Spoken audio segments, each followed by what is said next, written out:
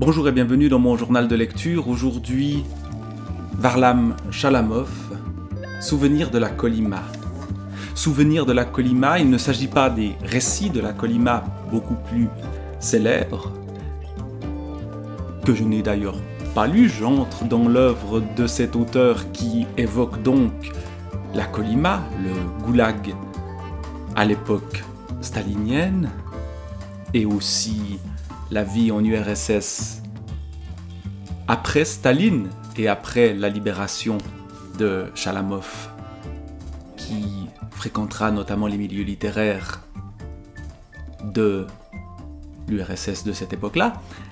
Donc, ces souvenirs de la Kolyma ne sont pas les récits de la Kolyma, sont sans doute plus fragmentaires, puisque il s'agit de notes prises à des dates d'ailleurs pas toujours clairement identifiées, qui retracent des scènes, des moments, des souvenirs, puisque c'est bien de cela dont il s'agit, liés à la Kolyma. Souvenirs pris dans un ordre plus ou moins chronologique, suivant les différentes affectations de Chalamov, qui vit l'enfer dans ces lieux-là, qui également trouve des lieux de répit, fait de nombreuses rencontres, et raconte ce que cela a été de vivre dans un tel lieu, et d'y résister malgré tout, car chez Chalamov, il y a une résistance passive, dirons-nous, ou une résistance qui se manifeste néanmoins, malgré les punitions, malgré les conditions. Il pleut à verse. Toutes les brigades sont dispensées de travail à cause de la pluie, sauf la nôtre. Je lâche le travail, je lâche mon pic, mon coéquipier fait de même. J'ai oublié son nom. On nous fait traverser le camp et nous amène chez le commandant de garde. Ce sont seulement des souvenirs. C'était au printemps 1938, je crois. Le printemps à la Kolyma n'est pas différent de l'automne. Il me semble qu'en mai 1938, il n'y avait pas encore d'isolateur dans la zone. Il n'y avait que le commandant de la garde. On nous amène dans une baraque et on nous met contre le mur. Il refuse. J'explique qu'on a renvoyé toutes les brigades à cause de la pluie et qu'il n'y a que « la ferme, salaud !» Le commandant s'approche tout près de moi et étend son bras armé d'un revolver. Il n'a pas tiré, n'a pas cogné. Il a juste enfoncé son nagant et, à travers mon caban trempé, ma vareuse et mon linge, il m'a cassé une côte. Dehors. Je boitais. Je me suis traîné jusqu'à ma baraque. Depuis le début, j'avais compris que les lois, c'était du pipeau. Et je me ménageais comme je pouvais, mais je ne pouvais rien faire. Tout cet été-là, je suis allé scier du bois ou travailler à la boulangerie ou dans une baraque de droit commun. En fait, dans le camp, chaque larbin veut avoir un autre larbin. Et ces rations, cette lavasse en plus de la ration, nous avions beau ne plus avoir de force, cela avait de l'importance pour nous maintenir en vie. Au front de taille, je travaillais mal et je n'incitais personne à travailler bien. Jamais je n'ai dit à quiconque « Allez, va bosser ». Et ça, c'est une forme de résistance, de ne pas inciter les gens à travailler bien, de refuser de travailler bien, travailler parce qu'il le faut. Oui, on travaille, parce qu'on ne peut pas faire autrement, mais surtout ne pas y mettre trop d'énergie. D'autant plus que l'énergie, on en a peu. C'est précisément ici, dans les trous de mémoire, puisqu'on est dans des souvenirs ici, donc dans des récits, certes, mais des récits qui restent troués, qui reste fragmentaire, qui reste incertain. Parce qu'évidemment, au moment où Chalamov était à la Kolyma, il n'écrivait pas, il ne pouvait pas écrire. C'est précisément ici, dans les trous de mémoire, que se perd l'être humain.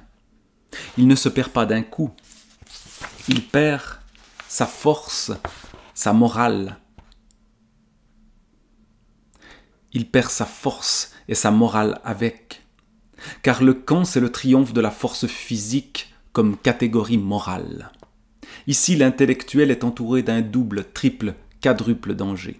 Chalamov est un intellectuel, c'est un grand amateur de littérature, de poésie.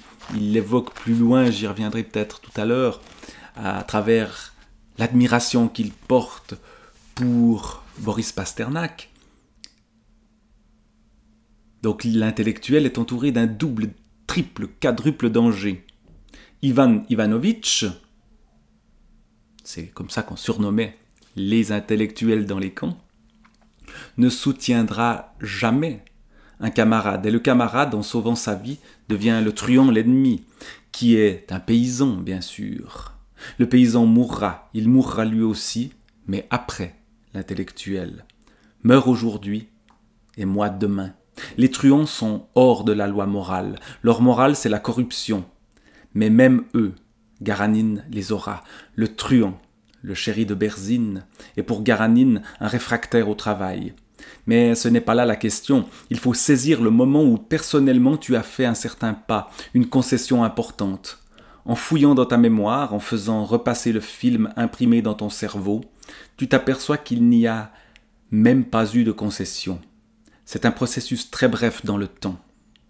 Tu n'as même pas eu le temps de devenir une balance, on ne te le demande même pas, mais on t'envoie brutalement travailler dans le froid, faire ta journée interminable dans le gel de la Kolyma, qui ne connaît pas la pitié. Donc, tenir dans ces conditions-là, voilà ce que fait, malgré tout, Chalamov. Il va ensuite devenir aide-médecin, travailler avec des médecins, mais ces aides-médecins ne sont pas des spécialistes de médecine, lui-même ne l'est pas, et tous ceux qui accomplissent ces activités-là ne le sont pas forcément, mais aide-médecin, il le devient aussi parce qu'il est malade parfois, et donc se retrouve dans ces hôpitaux, qui sont quand même beaucoup plus protégés que ce que l'on peut voir dans le travail dans les mines ou le travail en plein air. Donc bien sûr, Chalamov cherche à rester dans ces lieux-là. Il y a des rencontres, il y a des personnages qui sont absolument terribles, dont il nous parle, et puis il est libéré après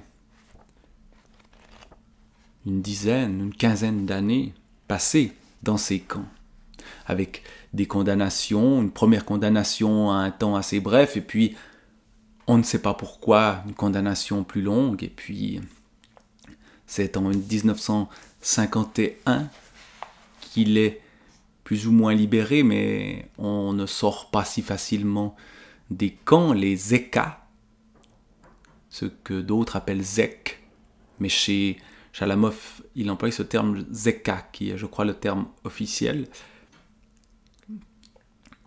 pour parler donc des prisonniers des camps. Après leur libération, sont contrôlés, ils ne peuvent pas aller vivre n'importe où.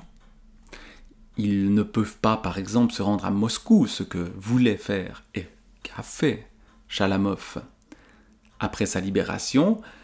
Il ne le pouvait pas parce que il n'avait pas le droit d'habiter dans des villes de plus de 10 000 habitants, par exemple. Et évidemment, il devait trouver un emploi. On avait de la peine à leur donner des emplois parce que c'était d'anciens prisonniers. Bref, les choses sont extrêmement difficiles, même après la libération. Cependant, Chalamov va croiser des personnes marquantes à ce moment-là. Et sans doute la plus marquante, c'est donc Boris Pasternak. Boris Pasternak qui lui fait lire le roman qu'il est en train d'écrire, alors que Chalamov admirait en lui le poète d'abord. Ce roman, c'est Le Docteur Zhivago, et la rencontre avec Pasternak, avec un homme, un auteur que Chalamov admirait dès avant son séjour terrible au goulag, et qu'il peut revoir après cette rencontre-là, est un élément marquant, inespéré pour Chalamov. Voilà comment il raconte ce moment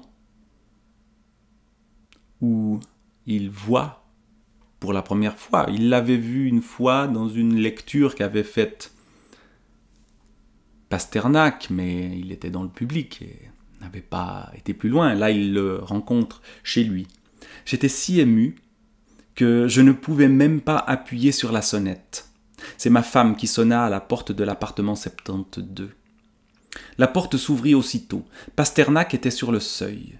Des cheveux gris, un teint mat, de grands yeux brillants, une mâchoire lourde, des mouvements vifs et harmonieux. Un petit vestibule, un porte-manteau, à droite la porte de son cabinet de travail, et au fond, une pièce avec un piano jonché de pommes, un profond divan contre le mur, des chaises, au mur des aquarelles de son père.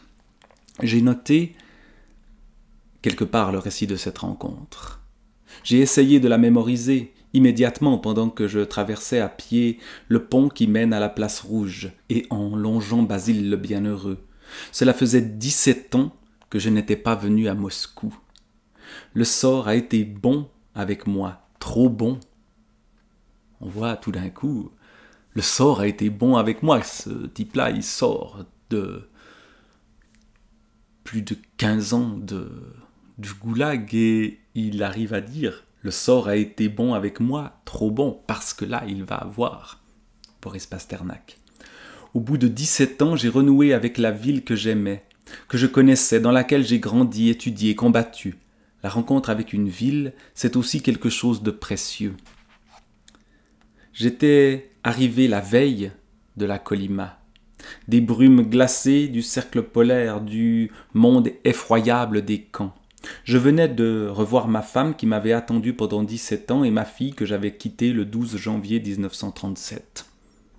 Bon, d'ailleurs, il semblerait que les retrouvailles ne se soient pas si bien passées que ça. Il va divorcer, sa fille va le renier, donc peut-être que les souvenirs déforment un peu la réalité. Mais venons-en à Pasternak. Mais ce jour-là, le 13 novembre 1953, je montais l'escalier jusqu'à l'appartement 72. Derrière la porte m'attendait Pasternak. Quoi de plus prodigieux? C'était trop d'émotions pour un seul jour, peut-être même pour une seule année. Je lui avais apporté un recueil de poèmes, le Cahier bleu, écrit alors que j'étais encore près d'Oymyakon, en Iakoussie. 1 heure après mon départ, Pasternak téléphona à la sœur de ma femme. Il était content, mes poèmes l'avaient bouleversé. Mais je ne l'appris que plus tard, par une lettre. Le matin même, j'étais parti pour la fabrique de porcelaine de Konakovo. C'est le travail qu'il a trouvé. Il ne peut pas rester à Moscou, d'ailleurs il n'aurait pas eu le droit d'y aller. Nos conversations n'avaient rien d'interview. Ce n'étaient pas les entretiens d'un journaliste avec une célébrité. J'étais venu voir Pasternak pour apprendre à vivre et non à écrire. Bien avant notre première rencontre, il était déjà pour moi davantage qu'un poète. Je ne le soumettais à aucun questionnaire pendant mes visites. Je lui posais des questions dans mes lettres, auxquelles il répondait au cours de nos entretiens. Et donc cette rencontre inespérée après 17 ans, loin de Moscou, dans le goulag, à la Kolyma en grande partie, eh bien voilà une note positive, alors même qu'il s'est passé des choses absolument terribles auparavant. Mais évidemment, ce qui est le plus marquant dans ce livre-là, c'est les souvenirs des camps. Et il résume tout à la fin, en un certain nombre de points, 46 points, ce que j'ai vu et compris dans le camp. Je vais en lire quelques-uns de ces points pour terminer. 1. L'extrême fragilité de la culture humaine, de la civilisation.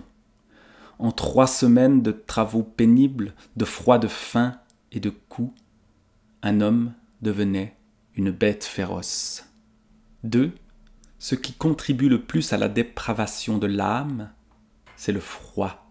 Dans les camps d'Asie centrale, les gens tenaient probablement plus longtemps. Il y faisait plus chaud.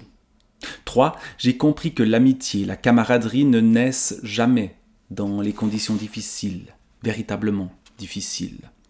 Là où la vie est en jeu. L'amitié naît dans des conditions difficiles mais supportables. À l'hôpital, pas au front de mine. 4. J'ai compris que le sentiment que l'homme conserve en dernier, c'est la rage. Le peu de chair qui reste à l'homme affamé suffit juste pour la rage. Il est indifférent à tout le reste. 5. J'ai compris la différence entre la prison, qui renforce le caractère, et le camp, qui déprave l'âme humaine. 6. J'ai compris que les victoires, entre guillemets, de Staline furent remportées parce qu'il tuait des innocents, alors qu'une organisation 2 fois moins nombreuse que ces innocents, mais qui aurait été une véritable organisation, aurait balayé Staline en 2 jours. 7. J'ai compris que l'être humain est devenu ce qu'il est parce qu'il est physiquement plus solide que n'importe quel animal. Aucun cheval ne résiste aux travaux dans le Grand Nord. 8. J'ai vu que les seuls groupes humains qui se comportaient à peu près humainement dans la faim et les humiliations étaient presque tous les religieux et adeptes de sectes et la plupart des popes. 9. Ce sont les travailleurs du parti et les militaires qui se dépravent le plus vite et le plus facilement. 10. J'ai vu qu'une simple gifle pouvait être un argument de poids pour un intellectuel. 11. Que le peuple reconnaît les chefs à la force de leurs coups, à l'entrain qu'ils mettent à tabasser. 12. Les coups sont des arguments irréfutables. Méthode numéro 3. 13. J'ai appris la vérité sur la préparation des procès secrets auprès des virtuoses en ce domaine. 4. J'ai compris pourquoi on apprend les nouvelles politiques, arrestations, etc. plus vite dans la prison qu'à l'extérieur. 15. J'ai appris qu'en prison ou dans un camp, un canard n'est jamais un bobard.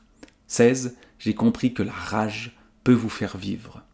17. J'ai compris que l'indifférence peut vous faire vivre. 18. J'ai compris que ce n'est pas l'espoir qui fait vivre. Il n'y a aucun espoir, ni la volonté. De quelle volonté peut-on parler ici? Mais l'instinct, l'esprit de conservation, ce qui fait vivre l'arbre, la pierre, l'animal.